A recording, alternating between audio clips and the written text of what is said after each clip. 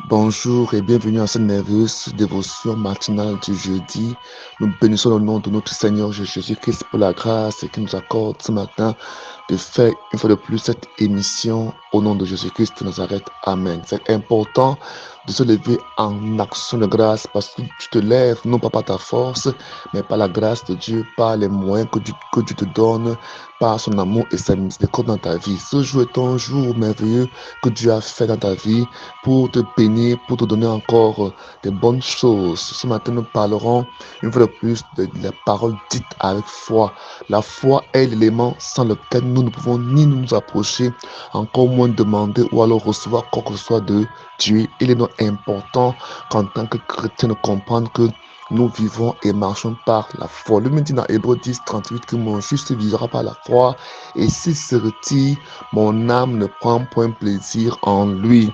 Telle est la parole de Dieu dans Marc chapitre 11, du verset 22 au verset 24. Jésus-Christ nous parle ici clairement lui-même parce qu'il venait de maudire un figuier. Là, je te parlais ainsi et le figuier, n'est-ce pas, a réagi à la parole que Jésus avait dite. Et le lendemain, les disciples, quand ils passaient par là, ils lui ont fait remarquer que le figuier qu'il avait maudit la veille a séché jusqu'à le lendemain matin, donc ce jour. Et Jésus-Christ va donc prendre cette occasion, va saisir cette occasion pour leur enseigner sur la foi. Il va leur dire, verset 22, Marc 11, verset 22, il dit, ayez foi en Dieu. Nous devons apprendre à avoir foi en Dieu.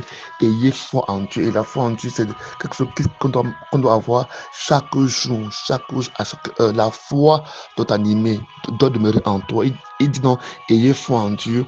Vraiment, je vous l'assure, si quelqu'un dit à cette colline, soulève-toi de là et jette-toi dans la mer, sans douter dans son cœur, mais en croyant que ce qu'il dit arrive, la chose s'accomplira pour lui. La Bible nous fait comprendre que Jésus va donner un principe clair, simple, mais très puissant à ses disciples. Il va leur dire en vérité, je vous le dis, ayez foi en Dieu. Si quelqu'un, quand il dit quelqu'un ici, il s'agit de n'importe qui. Quelqu'un s'appelle quelqu'un, c'est n'importe qui, peu importe sa religion, sa croyance, peu importe. Il dit si quelqu'un dit, ça veut dire qu'il faut qu'il dise. C'est ça la parole dite avec foi.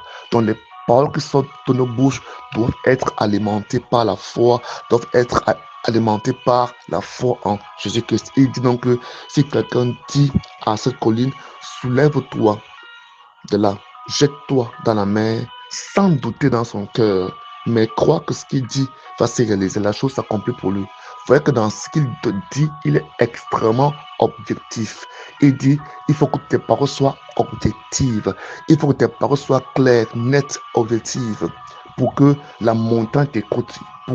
Le plus souvent, quand nous parlons, même quand nous disons des paroles avec foi, nos paroles ne sont pas objectives, elles sont éparses, elles sont subjectives, elles sont, n'est-ce pas, elles ne sont pas ciblées, elles ne sont pas claires. Il faut que ta parole soit claire. Vous voyez ici ce que Jésus dit. Il dit, si quelqu'un dit à cette montagne, à cette colline, soulève-toi de là et jette-toi dans la mer. Le plus souvent, nous, on dit, montagne, jette-toi dans la mer. Et elle n'obéit pas parce que ta parole n'est pas claire.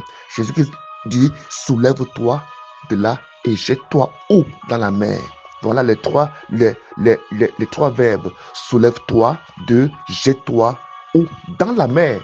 Dans la mer. Donc, ici, la parole de Dieu nous enseigne, n'est-ce pas, à dire, comment parler aux choses, comment parler aux événements. On voit que la foi ne se manifeste pas seulement envers le Seigneur ou bien envers Satan, mais aussi dans notre environnement. Et c'est la Bible dit que si nous le disons sans douter dans notre cœur, cela s'accomplira pour nous. C'est pourquoi il dit, c'est pourquoi tout ce que vous demanderez dans vos prières, croyez que vous l'avez reçu et cela vous sera accordé. Dans le livre de Marc chapitre 9, à partir du verset 23, vous vous rappelez, là où Jésus-Christ va reprocher le père de l'enfant lunatique, il va le dire, Jésus lui dit, verset 23, si tu peux répliquer à Jésus, tout est possible à celui qui croit. Vous voyez ici que Jésus-Christ va dire à cet homme, tout est possible à celui qui croit. Et dans le livre de Luc chapitre 1, verset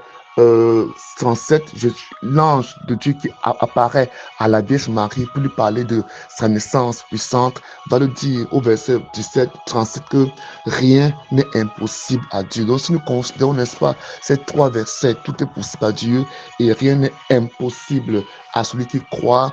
Et enfin, et foi en Dieu, si quelqu'un dit à cette montagne, à cette colline, soulève-toi de là et jette-toi dans la mer, cela s'accomplira pour lui. Quand on prend en considération ces trois paramètres, ces trois versets, ces trois informations, nous comprenons que la parole dite avec foi a force de création, a force de création. La parole dite avec foi en croyant que ce que tu dis arrive, n'est-ce pas, est le moyen le plus sûr d'amener les choses invisibles à l'existence, d'amener les choses en quoi nous croyons à l'existence, d'appeler à l'existence ce en quoi nous croyons en Dieu, par la parole dite avec foi. La parole dite avec foi, c'est la parole de la foi que nous prêchons. Voilà pourquoi ce matin, nous devons comprendre que oui, c'est vrai qu'on a de la foi, mais il faut que notre foi s'exprime, il faut que notre foi se manifeste. Et on a vu ici ce matin que la foi qui s'exprime par la parole, cette parole dont on a la capacité de transformer,